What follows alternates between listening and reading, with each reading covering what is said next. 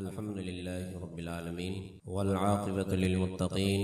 والصلاة والسلام على أشرف الأنبياء والمرسلين وعلى آله الطيبين الطاهرين وعلى آله وذرياته وأهل بيته وعلماء أمته وأولياء ملته أجمعين وعلى من اتبعهم بإحسان إلى يوم الدين. أما بعد فأعوذ بالله من الشيطان الرجيم. بسم الله الرحمن الرحيم. قد أفلح من تزكى وذكر اسم ربه فصلى. صدق الله مولانا العظيم وبلغنا رسوله النبي الكريم الأمين ونحن على ذلك لمن الشاهدين والشاكرين والحمد لله رب العالمين. قال الله تعالى في شان حبيبه الكريم: إن الله وملائكته يصلون على النبي يا أيها الذين آمنوا صلوا عليه وسلموا تسليما. اللهم صل على سيدنا ومولانا محمد وعلى آل سيدنا ومولانا محمد وبارك وسلم. صلاة وسلام عليك يا سيدي يا رسول الله وعلى آلك وأصحابك يا حبيب الله. حمد و صلاۃ کے بعد انتہائی واجب الاحترام عزیزان گرامی، اللہ رب العزت کی بارگاہ میں آج کے اس دن کے عطا کیے جانے پر انتہائی عجز و انکساری کے ساتھ اس کا شکر ادا کرتے ہیں کہ اللہ تعالی نے ہمیں یہ عظیم دن یکم شوال المکرم عطا فرمایا ہے اور اس کے ساتھ اپنی بارگاہ میں حاضری کا شرف بھی عطا فرمایا. اللہ تعالیٰ اس اجتماع کی برکت سے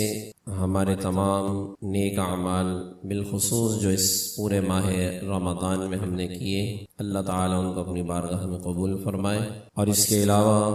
زندگی بھر کے اعمال کو بھی اللہ تعالیٰ اپنی بارگاہ میں شرف قبولیت عطا فرمائے، اور بالخصوص اللہ تعالیٰ ہماری حاضری کو بھی اپنی بارگاہ میں قبول فرمائے. آج کا یہ دن انتہائی عظمت اور برکت والا دن ہے، یکم شوال المکرم، اور ہمارا آج کا اجتماع بھی اللہ کی بارگاہ میں انتہائی پسندیدہ عمل. آج کے اس دن میں جب بندے اللہ کی بارگاہ میں جب حاضر ہوتے ہیں اور نماز عید کی نیت سے حاضر ہوتے ہیں تو اللہ تعالیٰ فرشتوں کے سامنے خوشی کا اظہار فرماتا ہے کہ دیکھو، جس طرح مزدور مزدوری کرنے کے بعد اجرت لینے کے لیے مالک کے سامنے آتا ہے، دیکھو یہ تمام بندے بھی پورا مہینہ محنت کرنے کے بعد آج اپنے رب کی بارگاہ میں انعام اور اکرام لینے کی نیت سے حاضر ہو گئے. رسول اکرم صلی اللہ علیہ وآلہ وسلم کی بعثت، آپ کی آمد تمام انسانیت کے لیے باعث برکت ہے. گزشتہ قوموں میں جو خوشی منانے کے طور طریقے ہوا کرتے تھے، حضور سید عالم صلی اللہ علیہ وآلہ وسلم نے آ کر ان کو تبدیل فرمایا ہے. اور جب آپ مدینہ المنورہ تشریف لائے تو آپ نے دیکھا کہ وہاں کے لوگ خوشی کے طور پر 2 ایام مخصوص کر کے بطور عید مناتے ہیں، اور حضور سید عالم صلی اللہ علیہ وآلہ وسلم نے یہ بھی ملاحظہ فرمایا کہ ان ایام میں ان کی خوشی کا طور طریقہ لہو لعب میں پڑنا، گناہ والے کام کرنا، اس کو وہ اپنی خوشی کا اظہار کرنے کا ایک ذریعہ سمجھا کرتے تھے. حضور سید عالم صلی اللہ علیہ وآلہ وسلم نے ارشاد فرمایا کہ اللہ نے تمہیں اس سے بھی زیادہ عظمت اور برکت والے 2 دن عطا کیے ہیں، جس میں سے ایک عید الفطر اور دوسرا عید الاضحیٰ. اور پھر اسلام میں جو خوشی منانے کا طریقہ ہے وہ بھی بڑا پیارا ہے. ہر وہ طریقہ جو دین اسلام اور اسلام کی تعلیمات کے دائرے میں آتا ہے، حضور علیہ الصلوۃ والسلام نے ارشاد فرمایا کہ ہر وہ طریقہ خوشی کے اظہار کے لیے جائز ہے. پھر بالخصوص آج کے دن کے حوالے سے حضور سید عالم صلی اللہ علیہ وآلہ وسلم کے کئی ایسے معمولات ہوتے جن میں بڑی حکمت پوشیدہ ہے. خاص طور پر حضور سید عالم صلی اللہ علیہ وآلہ وسلم نے صدقہ فطر کے حوالے سے ارشاد فرمایا کہ جب نماز عید کے لیے عیدگاہ آ رہے ہو تو صدقہ فطر ادا کرتے ہوئے آؤ. اور صدقہ فطر کی ادائیگی کی ایک فضیلت جو حضور سید عالم صلی اللہ علیہ وآلہ وسلم نے ارشاد فرمائی کہ جب بندہ پورے مہینے روزے رکھتا ہے تو ان روزوں میں جو مکروہات اور جو گناہ اس سے چھوٹے چھوٹے سرزد ہو جاتے ہیں تو اللہ تعالیٰ اس کے صدقہ فطر کی ادائیگی کی برکت سے ان تمام گناہوں کو معاف کر دیتا ہے. پھر حضور سید عالم صلی اللہ علیہ وآلہ وسلم کا خاص یہ معمول ہوتا تھا کہ آپ جب عیدگاہ کے لیے تشریف لاتے تو آتے وقت جو رستہ اختیار کرتے واپسی جاتے وقت آپ کا رستہ دوسرا ہوا کرتا ہے۔ اس کی حکمتیں جو علماء کرام نے ایک بیان کی ہے، ان حکمتوں میں سے ایک حکمت یہ بھی ہے کہ حضور سید عالم صلی اللہ علیہ وآلہ وسلم جب ایک مقام سے عیدگاہ کی طرف آتے تو وہاں پر جو فقراء اور مساکین ہوا کرتے ان کی مدد کرتے ہوئے عیدگاہ آتے، اور جب دوبارہ دوسرے رستے سے جاتے تو ان کو بھی اپنے فیض سے فیضیاب کرتے ہوئے جایا کرتے۔ اور پھر حضور سید عالم صلی اللہ علیہ وآلہ وسلم کا جو انفرادی معمول ہے، بداہی عید کا دن ہے۔ اب عید کا دن اسلام نے جو ہمیں تصور خوشی کا پیش کیا ہے وہ انتہائی پاکیزہ اور منزہ ہے۔ پچھلی قومیں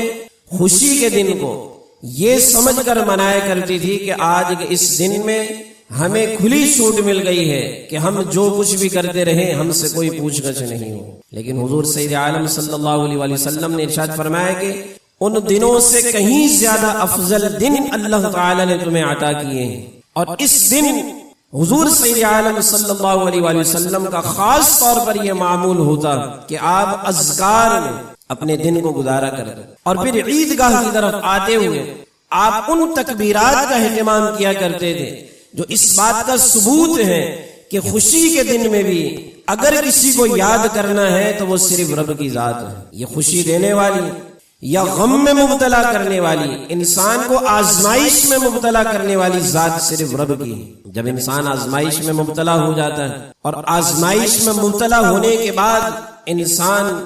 عموماً رب کو پکارتا ہے، جو اللہ نے اس کی کیفیت سورہ زمر میں بھی بیان کی کہ وَإِذَا مَسَّ الْإِنسَانَ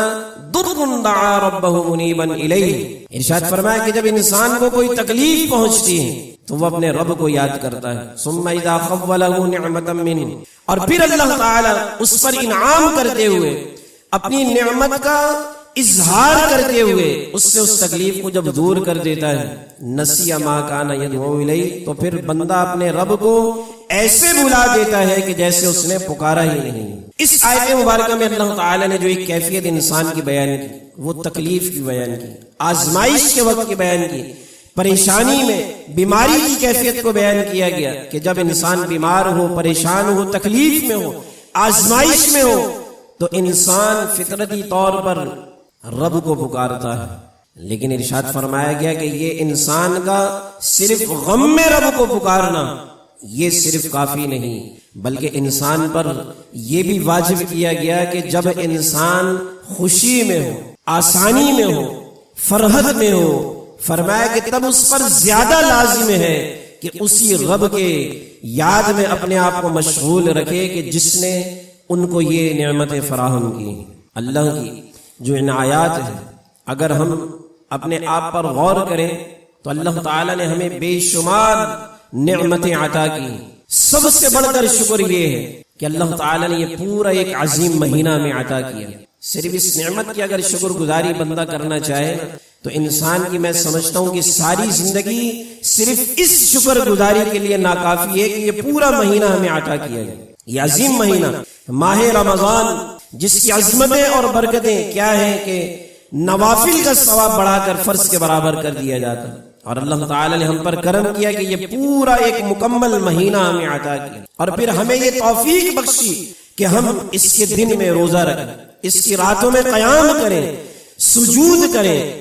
رب کی بارگاہ میں قرآن کی تلاوت کریں، اس تلاوت کو سماعت کریں، اور پھر اس عظیم مہینے کے بعد اللہ تعالی نے یہ عظیم موقع ہمیں عطا فرمایا کہ ہم اس کی بارگاہ میں شکرانے کے طور پر آج حاضر ہیں۔ عید کی نماز اصل میں اس پورے مہینے کا ایک شکرانہ ہے کہ رب کی بارگاہ میں ہم حاضر ہو کر اس بات کا اعتراف کرتے ہیں کہ یا اللہ تیرا شکر ہے کہ یہ پورا مہینہ تمہیں عطا فرمایا، اور اس پورے مہینے کے عطا کیے جانے کے بعد آج کا یہ عظیم دن جب رب کریم اپنے بندوں کو اس اجتماع گاہ میں دیکھتا ہے تو اللہ تعالیٰ فرشتوں کے سامنے بطور فخر ارشاد فرماتا ہے کہ دیکھو یہ میرے وہی بندے ہیں جن کے بارے میں تم کہتے تھے کہ یا اللہ تو ایسی مخلوق کو اپنا خلیفہ بنانے جا رہا ہے کہ جو دنیا میں جا کر خون ریزی کرے گی، جو فساد برپا کرے گی۔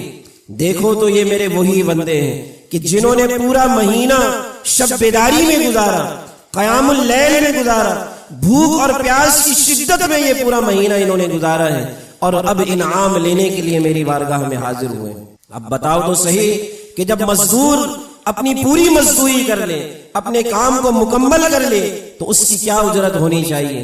تو فرشتے عرض کرتے ہیں کہ یا اللہ اس کی اجرت اس کے کام سے اعلیٰ ہونی چاہیے۔ تو اللہ ارشاد فرماتا ہے کہ تم گواہ ہو جاؤ کہ جتنے بندے آج عیدگاہ میں موجود ہیں میں نے ان تمام کی بخشش فرما دی۔ اب یہ بخشش کا جو اعلان اللہ کی جانب سے کیا جاتا ہے یہ اس محنت کے نتیجے میں ہے کہ جو ہم نے پورے مہینے کی۔ اگر حقیقت میں آپ کے سامنے عرض کروں، دل کی بات میں عرض کروں، تو ہماری محنت کچھ بھی نہیں۔ ہمارے شب و روز اس پورے رمضان کے مہینے میں کیسے گزرے وہ ہر بندہ اپنے بارے میں بخوبی جانتا ہے۔ یہ تو اللہ کی کرم نوازی ہے کہ اللہ تعالیٰ تھوڑی سی محنت پر بندے کو اتنا بڑا اجر و ثواب عطا فرما رہا ہے کہ بندے کی بخشش کا اعلان کر رہا ہے، ورنہ حقیقت حال اس سے کوئی مختلف نہیں ہے کہ ہمارا پورا مہینہ کیسا گزرا، ہمارے روزے کیسے گزرے۔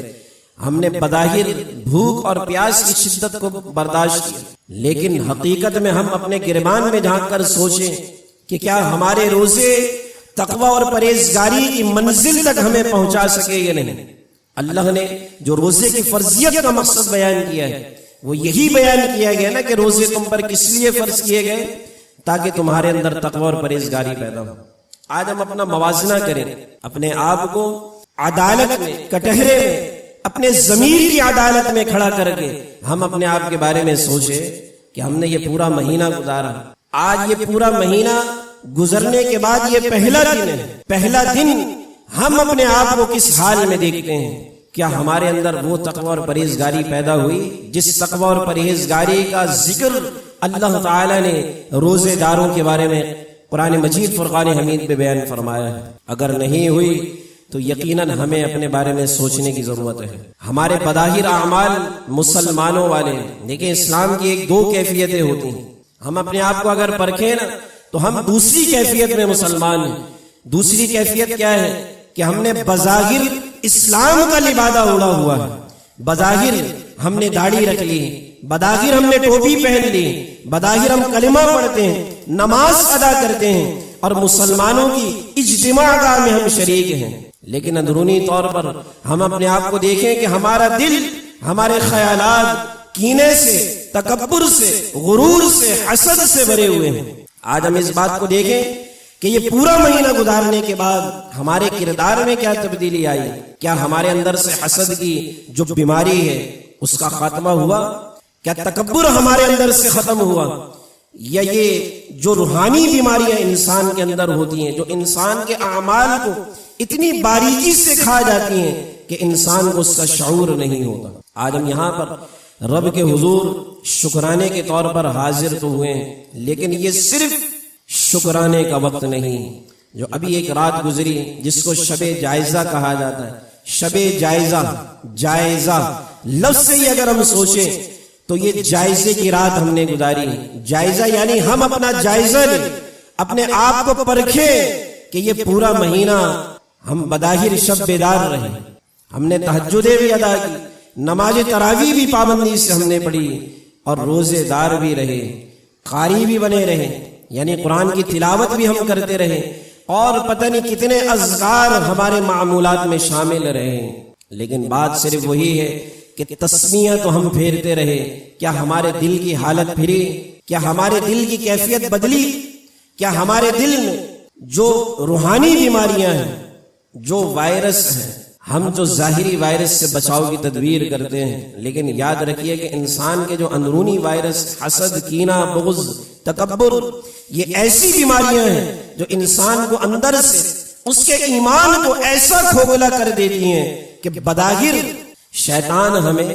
مزین کر کے معاملات دکھا رہا ہوتا ہے۔ شیطان کی ہی یہ خصلت ہے نا کہ انا خیر منہ خلقتنی من نار وخلقتہ من طین، کہ صرف ایک دفعہ اس نے تکبر کیا رب کی بارگاہ، ایک دفعہ، اور اپنے آپ کو اللہ کی بنائی ہوئی تخلیق سے اعلیٰ اور افضل سمجھا اور رب کے حکم پر انکار کرتے ہوئے تکبر کا مظاہرہ کیا، تو اللہ تعالیٰ نے قیامت تک اس کو اپنی رحمت سے دور کر دیا، مردود کر دیا، اور قیامت تک اس پر لعنت برستی رہے گی۔ لیکن آج ہم اپنے آپ کو دیکھیں، کیا ہمارے اندر عبادت کا تکبر تو نہیں؟ اور یہ عبادت کا تکبر سب سے خطرناک تکبر ہے کہ ہم نے شب بیداری کی، ہم نے نمازیں ادا کی، اور ہم اس تکبر میں ایسے مبتلا ہو جائے کہ اگر کوئی شب بیدار نہیں، اگر کسی سے کسی عذر کی وجہ سے روزے میں کوتاہی ہو گئی،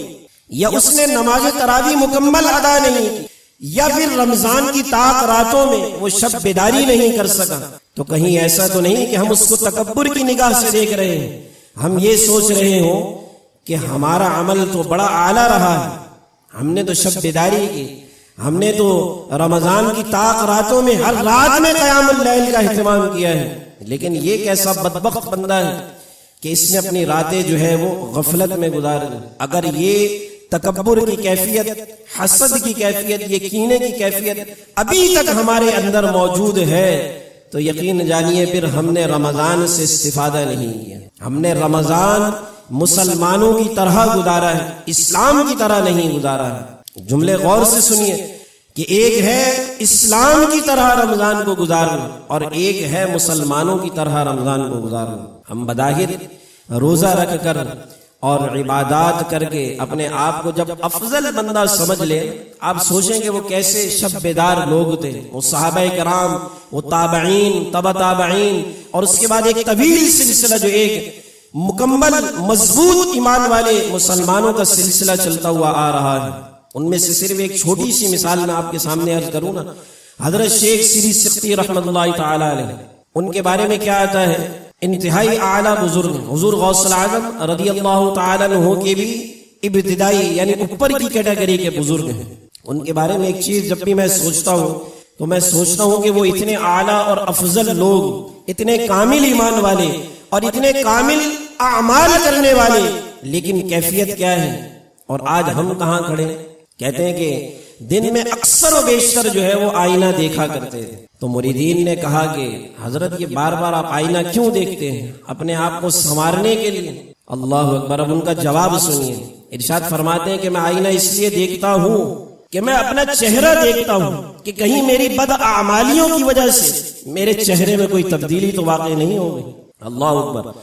وہ اتنے شب بیدار، اتنے اعلیٰ کردار کے مالک، اتنا کچھ کرنے کے باوجود بھی اپنے عمل پر اکتفا نہیں کرتے، اپنے عمل پر تکبر کا مظاہرہ نہیں کرتے، بلکہ پھر بھی عجز و انکساری کا مظاہرہ کرتے کہ پتہ نہیں ہمارے اعمال رب کی بارگاہ میں مقبول ہے یا نہیں۔ اور آج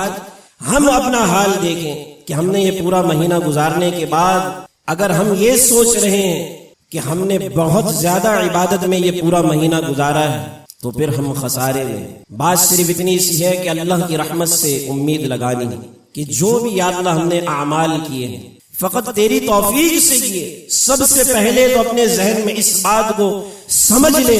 کہ جو بھی بندہ نیک عمل کرے وہ رب کی توفیق کے بغیر ممکن نہیں، اور جب بھی رب کی بارگاہ میں التجا کرے تو اس سے اس عمل کی توفیق مانگا کرے کہ یا اللہ تو پہلے مجھے نیک عمل کی توفیق عطا فرما، اور جب اللہ جو ہے اپنی رحمت سے توفیق عطا فرما دے تو پھر اس عمل کی قبولیت کی دعا کیا کرے۔ اور اس عمل کی قبولیت کا انحصار بھی کس چیز پر ہونا چاہیے؟ اپنے عمل پر نہیں، نہ اپنی محنت پر، بلکہ فقط رب کی رحمت پر انحصار ہونا چاہیے کہ اللہ اگر تو رحمت فرما دے، تو کرم فرما دے تو تیرے یہ گناہگار بندے آج تیری بارگاہ میں حاضر ہیں، یہ تیرے گناہگار بندے شکرانے کے طور پر، اپنی اجرت لینے کے طور پر آج اس اجتماع گاہ میں حاضر ہیں۔ یا اللہ اگر تو کرم کرنا چاہے تو تیرے کرم سے کوئی چیز بھی بعید نہیں۔ اور پھر یہ ایک چیز بھی بڑی خاص ملحوظ خاطر ہے کہ بڑے اجتماعات میں یہ بھی اللہ کی بڑی ایک کرم نوازی والا قاعدہ ہے۔ میں سمجھتا ہوں کہ اگر اس قاعدے کو بھی آپ دیکھیں تو ہم جیسے گناہگار بندے بھی بخشے جاتے ہیں۔ اللہ تعالیٰ جب اتنے بڑے اجتماع کو جب دیکھتا ہے تو ہم جیسے گناہگار بندے تو ہوتے ہی اس میں، لیکن اس میں کوئی اللہ کا نیک بندہ بھی موجود ہوتا ہے۔ جب وہ رب کی بارگاہ میں التجا کرتا ہے، اپنے اعمال کو لے کر جب رب کی بارگاہ میں حاضر ہوتا ہے تو اس کا اخلاص اتنا اعلیٰ درجے کا ہوتا ہے کہ اللہ تعالیٰ حیا فرماتا ہے کہ اس کے اعمال کو قبول نہ کرے۔ اللہ تعالیٰ اس کی دعا کو، اس کے عمل کو، اس کے تمام اعمال کو اللہ تعالیٰ حسن خوبی کے ساتھ قبول فرما لیتا ہے. لیکن اللہ تعالیٰ جب دیکھتا ہے کہ میرے اس نیک بندے کے ساتھ اتنے بندے موجود ہیں اور یہ بھی اسی کی دعا کے ساتھ ہی میری بارگاہ میں دعا کر رہے ہیں، اس کی آمین پر ہی آمین میری بارگاہ میں کہہ رہے ہیں، تو اللہ تعالیٰ کہیں زیادہ حیا فرماتا ہے کہ اس ایک بندے کی دعا قبول کرے اور بقیہ کو جو ہے وہ خائب و خاسر چھوڑ دے، خالی ہاتھ چھوڑ دے. تو اللہ تعالیٰ اس بات سے حیا فرماتا ہے. تو بات وہیں پر آ کر رک جاتی ہے کہ اللہ تعالیٰ کی رحیمی اور کریمی کا ہی سوال کرتے رہنا چاہیے، ورنہ ہمارے اعمال تو یقین جانے،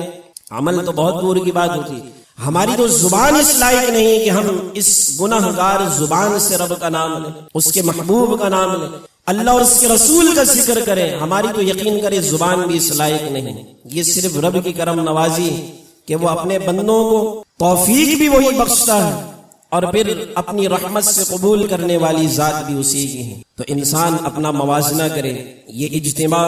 اور اس پوری گفتگو کا لب لباب کیا ہے کہ ہم نے یہ پورا مہینہ گزارا اور پھر آج ہم اپنا موازنہ کریں کہ ہم کس مقام پر کھڑے. اگر ہم وہیں کھڑے جہاں یکم رمضان کو ہم کھڑے تو پھر اس مہینے سے ہم نے کوئی فائدہ حاصل نہیں کیا. ورنہ اگر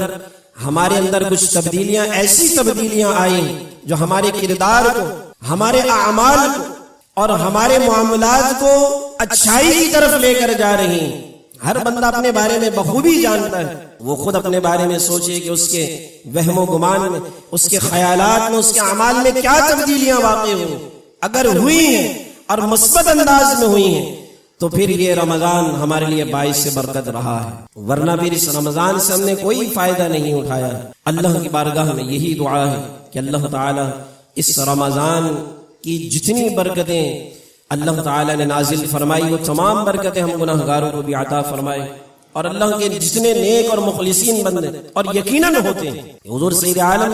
صلی اللہ علیہ وآلہ وسلم کا یہ وعدہ ہے کہ اللہ تعالیٰ کے نیک اور مخلصین بندے ایسے ہیں کہ جن کی وجہ سے اللہ تعالیٰ مخلوق پر رحمت اور کرم جو ہے وہ نازل فرماتا رہتا ہے. تو انہی نیک اور مخلصین بندوں کے حوالے سے رب کی بارگاہ میں دعا کیجیے کہ یا اللہ جہاں تیرے مخلصین بندے اس اجتماع میں موجود ہیں اور ان کی عبادت جو تو قبول فرمائے تو ان کے صدقے سے ہم گناہ گاروں کی بھی قبول فرما لیں. جہاں ان کی دعائیں قبول ہوں تو اللہ تعالیٰ ان کے صدقے سے ہماری دعا کو بھی قبول فرما لیں. اللہ کی بارگاہ میں دعا ہے کہ ایمان کی سلامتی کے ساتھ اعمال صالحہ کی توفیق عطا فرمائے. وآخر دعوانا ان الحمد للہ رب العالمین.